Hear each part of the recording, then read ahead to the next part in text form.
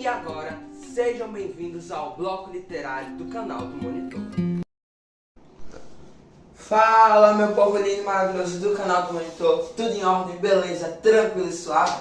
Na tela de hoje, aqui no bloco literário, nós iremos tratar de um livro que há muito tempo já estava querendo debater com vocês, que é, vamos lá, O Santo e a Porca.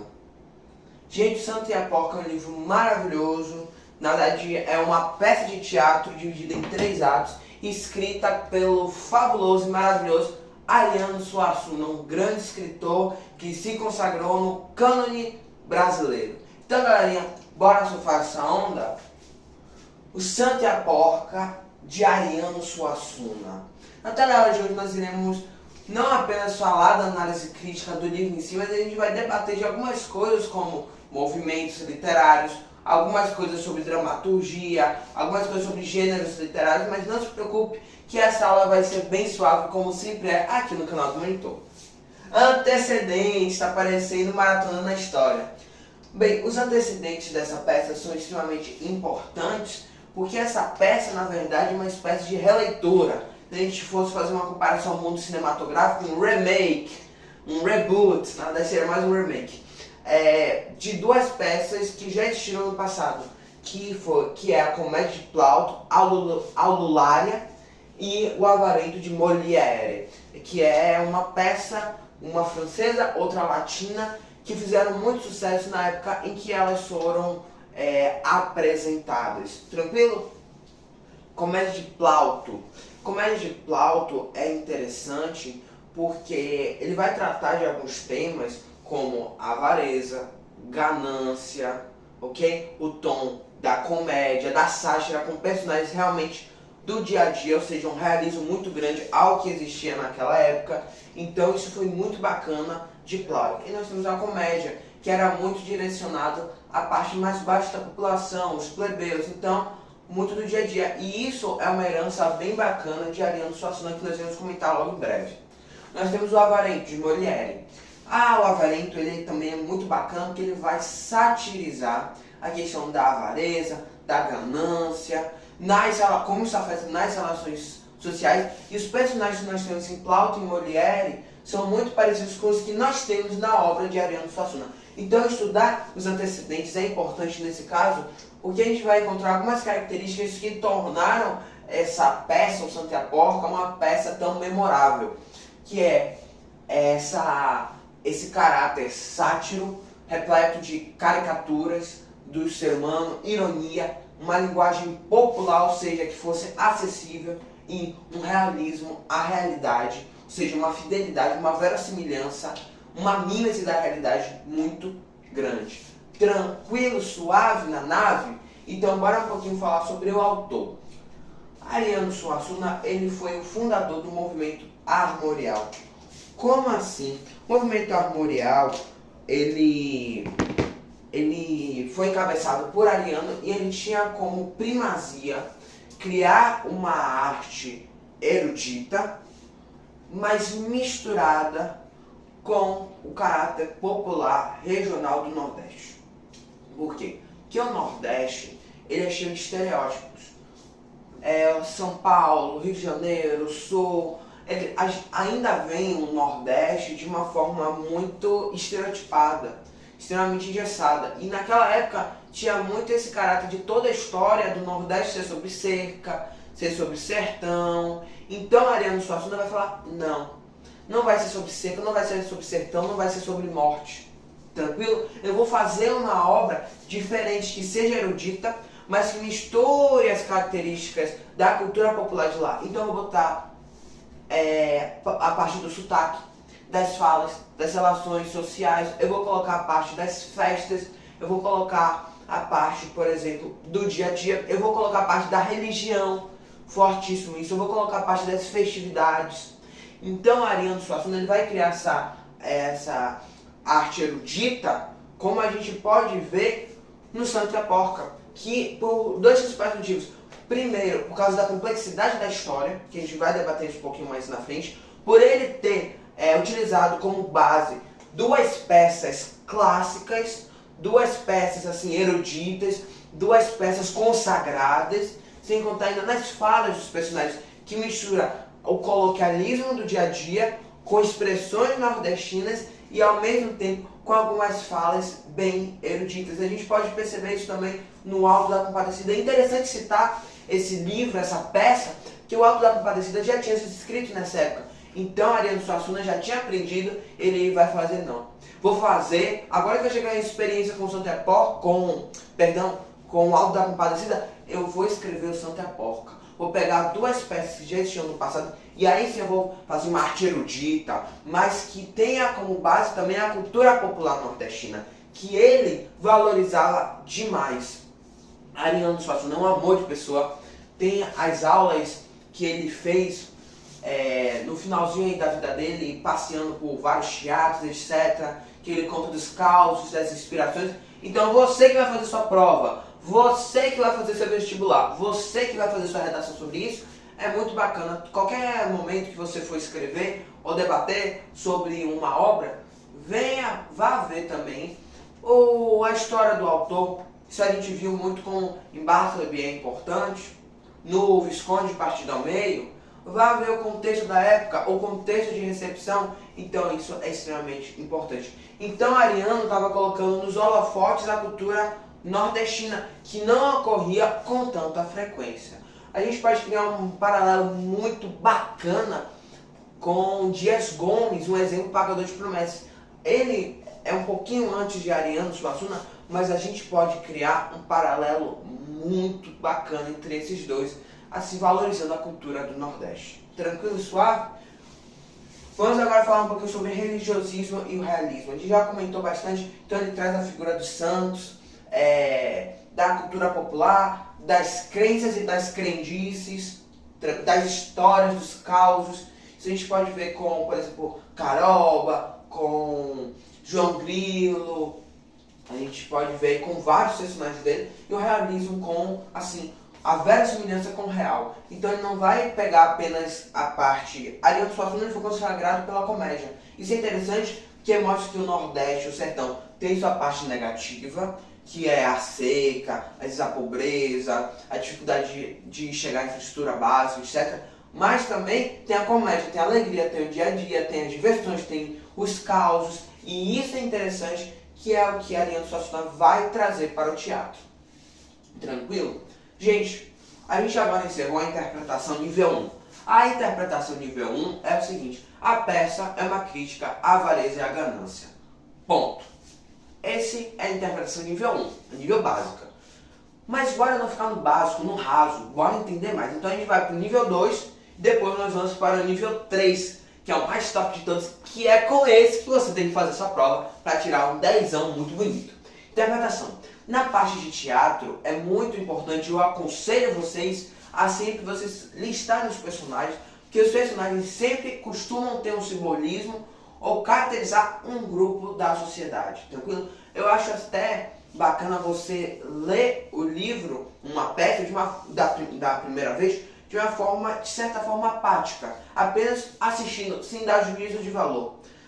Ao final do livro, você tem algumas ideias. Opa, é isso, é aquilo, sabe? E aí o que a gente fez? Não, o livro critica a avareza e ganância e ponto. Nível 1. Depois você vai ler, você vai analisando cada personagem, cada fala, cada ponto, cada citação. A gente está no nível 2 agora. Quando você vai encerrar essa leitura, que já é a sua segunda, aí sim você vai conseguir fazer um apanhado, agora que você já viu os antecedentes do autor, os antecedentes da obra, que você já conseguiu ver o contexto, aí sim você vai fazer a análise 3. E essa que é a melhor de todas. Então vamos falar sobre Caroba, Benona, Margarida, Dodó, Pinhão e Eudoro Vicente. Caroba, ela pode fazer um paralelo muito bacana com a figura feminina de João Grilo no Alto da Compadecida. Porque ela tem esse sentimento, essa força de vontade de superar na vida, de utilizar a inteligência, a esperteza, a estratégia para se superar a vida. Isso é muito bacana, que Dias Gomes faz isso demais também, que é mostrar como nordestino. Eu gosto até dessa frase que ele falou em uma das entrevistas, que é: o nordestino afunda, mas não naufraga. Como assim? Tá tudo errado, mas ele ainda não desistiu, ele continua perseverante. E isso é uma figura muito bacana que Ariano Suassuna e Dias Gomes fazem com maestria, com muita excelência. Então esse caráter de sobreviver a todo custo, de conseguir superar, de conseguir melhorar de vida, Caroba, tranquilo? Benona e Margarida são dois personagens que têm uma similaridade muito grande. Benona e Margarida, eu vou tentar evitar ao máximo contar o final, ou spoilers da história, que aí é papel seu ler o livro, tranquilo? Você vai aprender bem mais. Conselho meu. Benona e Margarida são duas figuras que vão lutar pelos seus relacionamentos, pelo que elas amam. Elas vão lutar para não ser um patrimônio, mas sim um tesouro em seus relacionamentos. Isso a gente vai comentar um pouquinho depois. Então, Benona e Margarida são essas figuras que querem ter um bom casamento, um casamento de amor. Ok? Isso a gente vai comentar bem depois. Mas é bem interessante. Dodó ele é a figura que também vai apoiar, vai lutar, vai abandonar tudo pela Margarida, que ele poderia estar lá estudando em Recife, mas ele decide estar lá trabalhando, ajudando até Caroba, etc., para ficar perto de Margarida. Então a gente vai ver como Dodó trata, de certa forma, Margarida, de certa forma, como um tesouro e não como patrimônio, que em outros momentos ele trata mais como um patrimônio. Pinhão, por sua vez, é uma figura que utiliza da esperteza, da vulnerabilidade, até mesmo de certa forma dos outros, para tentar fazer a justiça pelo que ele acha, a justiça pelos atos de Euricão com Caroba, que às vezes não paga, não dá as refeições, às vezes não paga o salário. E Pinhão também é muito parecido com Caroba, com essa ideia de tentar superar a vida, melhorar de vida e etc. E Eudoro Vicente, ele é uma figura muito interessante, que ele vai querer um casamento, ele vai propor um casamento sem amor, mas principalmente pelos status sociais de estar casado, certo? De não ser vivo, de estar assim em um matrimônio. Então a gente vê como, de certa forma, na sociedade lá de 1957, ainda havia o casamento apenas com status social, com uma relação necessária, e todo mundo que nasceu teria que se casar e ponto final. E essa noção de casamento é que vai nortear nossa análise 3. Depois a gente vai comentar um pouquinho sobre Euricão, que é a questão da mulher. Ela é um patrimônio ou é um tesouro? Bora entender. Patrimônio significa um bem de uma pessoa, um conjunto de bens de uma pessoa. Euricão, Eudoro Vicente, de certa forma, vão trabalhar, vão agir como se a mulher fosse um patrimônio, como se fosse um bem doável, como se fosse um bem de troca, como se fosse um bem até de barganha. Então, não, eu vou te dar porque agora você vai ser um genro rico para mim, etc., vai me ajudar. Então a gente vai ver como um casamento naquela época tinha um caráter extremamente assim, social e não realmente do amor e etc. Que isso a gente só vai começar a ter mais noção de uma forma assim, mais assim, vasta, início do século, final do século 20, 21, que é quando as mulheres vão começar a ter direitos iguais aos homens, começa a ter equidade, igualdade, pelo menos a busca por isso. Então nesse período a gente vai ver a mulher muitas vezes sendo tratada pelos homens como pelos pais, marido, cônjuge, pretendente, de forma como patrimônio e não como um tesouro. Porque o tesouro é o que é mais valioso, é aquilo que você guarda com carinho, que você cuida, que você trata bem. Beleza? Então Ariano vai fazer vai apontar isso para a sociedade de forma muito inteligente e bacana. Top, joinha? Agora bora falar sobre o Euricão, que de certa forma é o nosso protagonista, o velho ranzinza do Ai a Crise, Ai a Carestia. Gente, eu vou dar um resumo da ópera, que não é spoiler. Euricão, ele guarda dinheiro numa porca. E a história toda é ele tentando fazer com que ninguém descubra que ele tem uma porca cheia de dinheiro. Enquanto isso, Caroba está tentando fazer um arranjo para que os casamentos deem certo de Dodó, Margarida, Caroba, Pinhão, Benona, Eudoro, Vicente. Top? A primeira coisa que eu gostaria de falar é dessa frase que ele repete tanto, que é ai a crise, ai a carestia. É bacana a gente comentar sobre isso, que essa frase era utilizada muito em calamidades. Significa, na verdade, uma angústia, uma fúria, e faz sentido, ele estava angustiado, estava furioso, com medo de alguém descobrir que ele tinha uma porca cheia de dinheiro, mas ao mesmo tempo essa frase remete à pobreza, à crise realmente, a, por exemplo, catástrofes, a situações de emergência assim, caóticas. Então, eu poderia falar a crise da carestia quando tivesse tendo chuvas muito fortes e tivesse, por exemplo, inundando minha plantação, numa seca muito forte, mas ele utiliza isso para tudo. Então, isso já mostra pra gente, além desse personagem não estar assim muito bem, mostra ainda outra coisa muito interessante. Que ele acha que tudo é sofrimento, tristeza e tudo é um motivo para ele se preocupar. Então ele não consegue ver o presente nem o futuro com medo da porca se perder ou alguém encontrar e etc. Então, vamos supor que desde a época que a esposa largou ele, que foi quando ele começou a juntar dinheiro, sei lá, passaram 15, 20 anos, ele não viveu esses 20 anos, ele simplesmente passou, mas foi uma escolha própria dele. É importante a gente também assim, analisar, de certa forma, como a gente tinha comentado na análise 1, Euricão é a figura, entre aspas, má da história, porque ele é avarento, mas a gente também tem que entender, na análise 2, o ponto dele pelo motivo dele ser avarento, tranquilo? Então, a vida dele foi extremamente sofrida, e isso não sou eu que estou inventando, mas foi própria fala de Benona. Ele tem uma vida muito sofrida, pobre, estrangeiro, que ele era árabe, e que mais? Ele tinha sofrido muito porque a esposa largou ele. A gente vai ver que ele vai começar a ter essa porca que era do avô dele. Então, primeiramente, deveria ter algum valor sentimental para ele, principalmente sendo estrangeiro. E a questão, então, dele ter sido largado, e aí que ele vai começar a ser devoto também de Santo Antônio, mostra que existe uma motivação, de certa forma, assim, razoável, dele querer começar a depositar sua confiança no dinheiro. Não é que isso seja certo, mas a gente consegue um pouquinho entender o que levou ele a motivar. Porque ele tinha colocado a sua confiança ali naquele relacionamento pessoal, no relacionamento com sua esposa, e traiu. E é um dos assuntos que a gente vai comentar um pouquinho mais atrás. Então ele vai falar, não vale a pena. Inconscientemente ou conscientemente, nós nunca saberemos. Ele vai falar, não vale a pena investir minha força, minha energia nas relações pessoais, que eu não posso confiar nelas. Eu preciso investir, colocar toda a minha vida, segurança e energia no dinheiro, que isso que vai garantir minha velhice sossegada. Tranquilo? Então essa, de certa forma, é a visão dele. Eu achei bem bacana que engole cobra significa alguém que seja, de certa forma, duvidosa. Mas eu gostei mais de outra definição de engole cobra. Existe um tipo de cobra que ela morde o seu rabo, ok?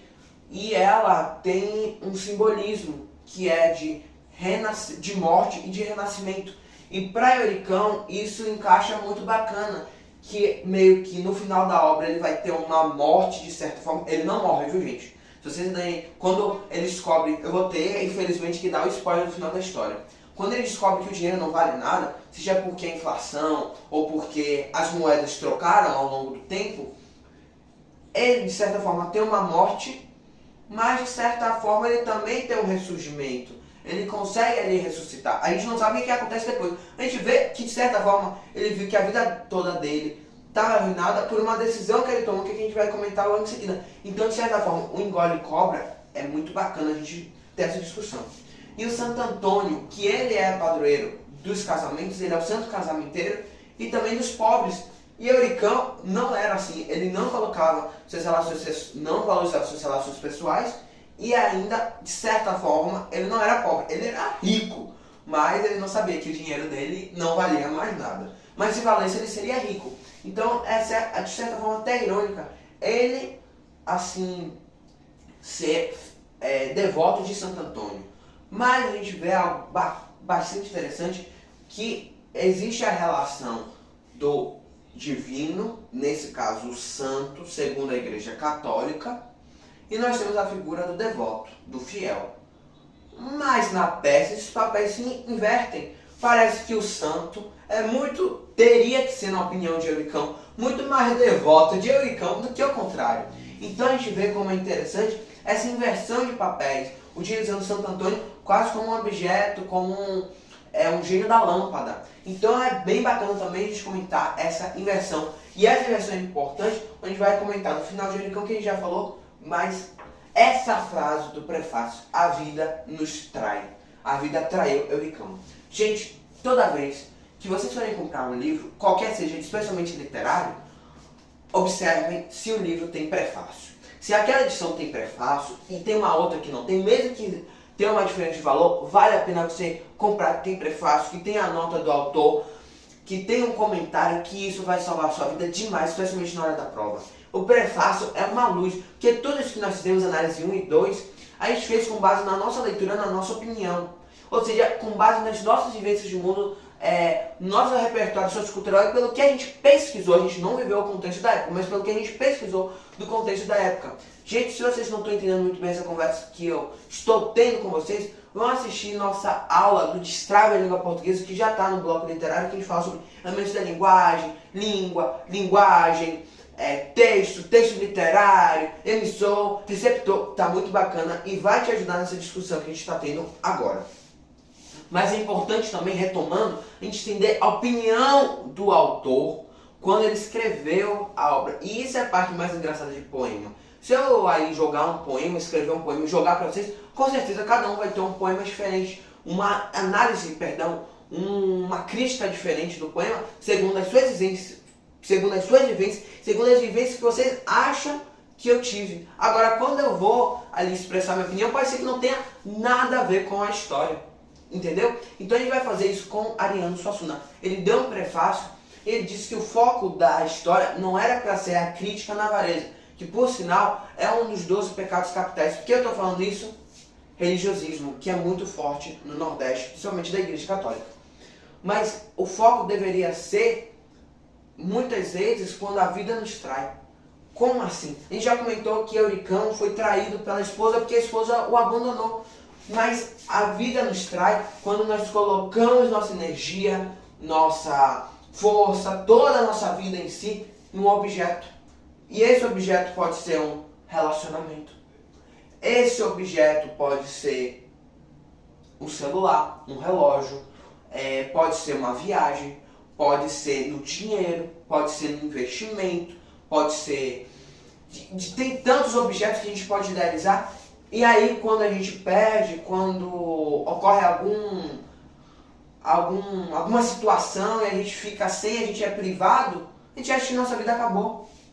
Então, ele quis dizer que a vida nos traz nesse sentido, que não é para nós colocarmos nossa energia em coisas em objetos que a gente sabe ou que são perecíveis, que podem acabar, mas em coisas que não são perecíveis, como assim, uma pessoa, por exemplo, Dodó e Margarida, estavam colocando sua energia ali na pessoa, ok? Na religião, que de certa forma Ariano Suassuna era bem católico, ele era bem religioso, de certa forma. Então tem toda essa questão, que é o que Ariano Suassuna disse que é o foco da peça. E aí termina com uma das frases finais de Euricão, adeus escravos. E aí nós podemos problematizar que é sempre importante a gente não apenas ler a história e entender, mas saber como é que nós podemos utilizar ele como repertório sociocultural na hora de fazer seu Enem, na hora de fazer sua redação, sua análise crítica, na hora de fazer uma questão aberta. Então, quando ele diz adeus escravos, nós podemos questionar o que está nos escravizando, o que nós estamos colocando como prioridade na nossa vida que é perecível, que tem fim e a qualquer momento pode acabar e a gente vai ficar frustrado, chateado e etc. E a última também, que é outra frase do prefácio, que qual é o sentido da vida? Então, Ariano Suassuna, acima de tudo, problematiza, colocando em contrassenso, em oposição e até mesmo em embate as relações humanas com os objetos que muitas vezes nós endeusamos, nós tornamos ídolos. E isso é importante falar, porque aqui na obra de Plauto não existia um santo, mas sim um ídolo e uma panela cheia de ouro. Então, o que está sendo nossa panela de ouro? E assim nós temos traído a nossa vida, nós, a nossa força, a nossa energia, nosso tempo, e depois no final da história a gente acha que a vida nos traiu. Então, o que está nos escravizando e o que tem feito o sentido da nossa vida? Gente, se vocês gostaram da interpretação, da análise crítica do projeto aqui do canal do Monitor, deixe seu like, se inscreva no canal, compartilha e aperte no sininho para que cada vez nossa sala de aula cresça mais. Então, rapaziada, até a próxima teleaula.